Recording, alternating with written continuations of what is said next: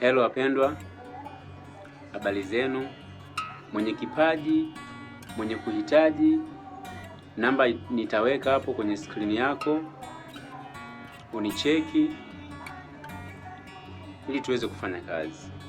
Nahitaji kasti za kike, za kiume,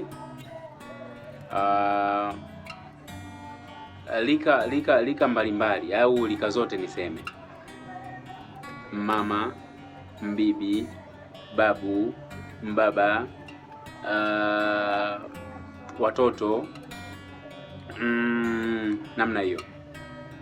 Wadada ambao watakuwa tayari lakini wasiwe katika vikwazo, yani wasiwe under control, kwa maana ya kwamba wawe wana uwezo, kama ni nyumbani kwao wana uwezo wa kueleza kitu wakaeleweka, lakini baada ya hapo pia tutafahamiana zaidi nadhani.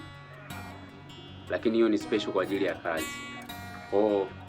Niko serious, naombeni kwa aliye tayari basi anicheki.